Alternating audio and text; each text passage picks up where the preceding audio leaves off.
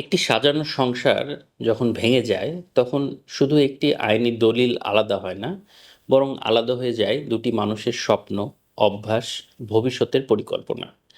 বিবাহ বিচ্ছেদ জীবনের অন্যতম কঠিন একটি অভিজ্ঞতা। আজ আমরা কথা বলবো এই বিচ্ছেদের পরের সেই অসহ্য মানসিক যন্ত্রণা নিয়ে, এবং জানবো কিভাবে এই কঠিন সময়টা পার করে আবার নতুন করে বাঁচা যায়। পুরো ভিডিওটি মন দিয়ে শুনুন, কারণ জীবনের এই মোড়ে এসে আমরা অনেকেই যেন খেই হারিয়ে ফেলি। শুরুতে একটা কথা বলে নেওয়া জরুরি: বিচ্ছেদ মানেই জীবনের শেষ নয়। আমাদের সমাজে ডিভোর্সকে অনেক সময় এক ধরনের ব্যর্থতা হিসেবে দেখা হয়। ধরুন, একজনের কথা বলছি, দীর্ঘ 12 বছরের সংসার জীবন শেষ হওয়ার পর তার নিজেকে ঘরের কোণে সে বন্দি করে ফেলল। তার মনে হচ্ছিল সে একজন ব্যর্থ নারী, ব্যর্থ মা। তার আত্মীয় স্বজন কী ভাববে, প্রতিবেশী কী বলবে, এই চিন্তায় চিন্তায় সে পাগল হয়ে যাচ্ছিল। দর্শকদের জন্য একটি কথা: আপনি কি এখন এই ভদ্রমহিলার মতো এরকম কোনো একটা দোটানায় আছেন? আপনার মনেও কি এই ধরনের প্রশ্ন ঘুরছে যে মানুষ কি বলবে? মনে রাখবেন, অন্যের সংজ্ঞায় আপনার জীবন চলে না। আপনার জীবন আপনার মতো করেই চলবে। বিচ্ছেদের পর সবথেকে বড় ধাক্কা আসে পরিচয় সংকটে। এত বছর আপনি কারো স্বামী বা স্ত্রী হিসেবে পরিচিত ছিলেন। হঠাৎ সেই পরিচয়টা হারিয়ে যায়। মনে করুন, একজন ভদ্রলোক, তার সব বন্ধু তার স্ত্রীর কমন ফ্রেন্ড। বিচ্ছেদের পরে এই ভদ্রলোক দেখল সে একদম একা হয়ে গেছে। তার যাওয়ার কোনো জায়গা নেই, কথা বলার কোনো মানুষ নেই। সে নিজেকে সবার কাছ থেকে গুটিয়ে নিল এবং গভীর ডিপ্রেশনে চলে গেল। এই যে ব্যাপারটি, এটি কিন্তু আমাদের সমাজের বাস্তবতা। সামাজিক বিচ্ছিন্নতা আপনাকে আরও বেশি অন্ধকারের দিকে ঠেলে দেয়। একটু ভাবুন, একাকিত্ব মানেই কি নিঃসঙ্গতা, নাকি এটা নিজেকে চেনার একটা নতুন সুযোগ? এই সময়ে অনেকেই গিল্ট বা অপরাধ বোধে ভোগেন। বারবার মনে হয়, সেদিন যদি একটু রাগ কমিয়ে কথা বলতাম তবে হয়তো সব ঠিক থাকতো, কিংবা যদি আরেকটা সুযোগ পাওয়া যেত। এই যে বারবার পেছনের দিকে তাকানো, এটা আপনাকে আর সামনে এগোতে দেয় না। আপনার মস্তিষ্ক আপনাকে বারবার সেই পুরনো স্মৃতিতে নিয়ে যাবে, যেখানে শুধু ভালো সময়গুলোই মনে পড়বে, খারাপগুলো নয়। আপনি কি সারা রাত জেগে পুরনো চ্যাট পড়ছেন বা তার সোশ্যাল মিডিয়া প্রোফাইল চেক করছেন? এই অভ্যাসটি আপনার ক্ষতকে আরও গভীর করছে।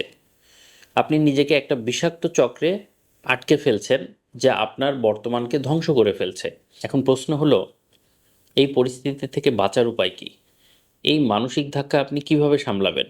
শোক পালন করতে দিন নিজেকে। বিচ্ছেদ মানে একজন মানুষের চলে যাওয়া, এটা এক ধরনের মৃত্যু। তাই আপনার কান্না আসলে আপনি কাঁদুন, চিৎকার করতে ইচ্ছে করলে চিৎকার করুন। নিজের অনুভূতিকে চেপে রাখবেন না।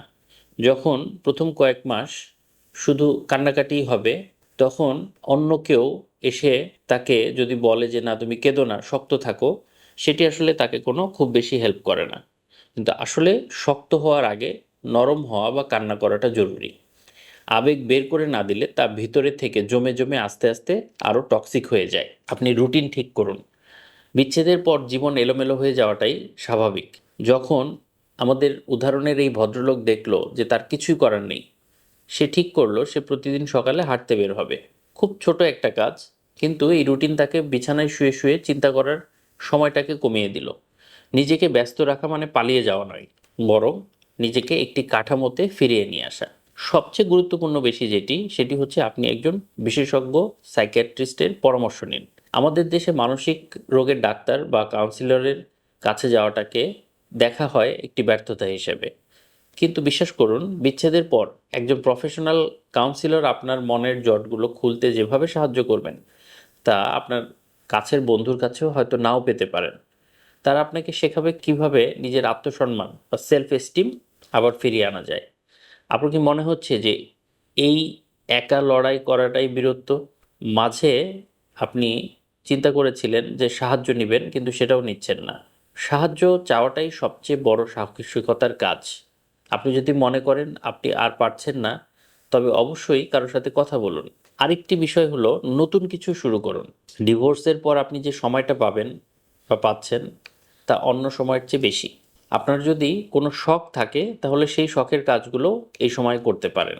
আপনার ভেতরে হয়তো কোনো সুপ্ত প্রতিভা আছে, যেটি আপনি এতদিন দেখার সুযোগ পাননি। বা সেই জিনিসকে সময় দেওয়ার সুযোগ পাননি। এখন সেই জিনিসগুলো বের করে আনার চেষ্টা করুন। নিজেকে নতুন করে আবিষ্কার করার চেয়ে আনন্দদায়ক আর কোনো কিছুই নেই। শেষ কথা হলো, সময় সব কিছু সারিয়ে দেয় না, কিন্তু সময় আপনাকে এই ব্যথার সাথে মানিয়ে নিতে শেখায়। বিচ্ছেদ মানে আপনার গল্পের শেষ পাতা নয়, বরং এটি একটি নতুন অধ্যায়ের শুরু। আপনি আজ যে কষ্ট পাচ্ছেন তা একদিন ফেড হয়ে যাবে। সেদিন আপনি আয়নার সামনে দাঁড়িয়ে বলতে পারবেন, আমি হার মানিনি, আমি বেঁচে ফিরেছি এবং আমি ভালো করেছি। নিজের যত্ন নিন, নিজেকে ভালোবাসুন, কারণ আপনার আপনি ছাড়া আর কেউ স্থায়ী নয়। এই আলোচনাটি যদি আপনার মনের মধ্যে কোনো প্রশ্নের জন্ম দেয়, তাহলে আমাদেরকে কমেন্ট করে জানাতে পারেন। আপনি আপনার জীবনের এমন কোনো অভিজ্ঞতা যদি শেয়ার করতে চান, তাহলে সেটিও আমাদেরকে ইনবক্সে শেয়ার করতে পারেন। ভালো থাকবেন, সুস্থ থাকবেন। আমরা সবসময় আপনার পাশে আছি।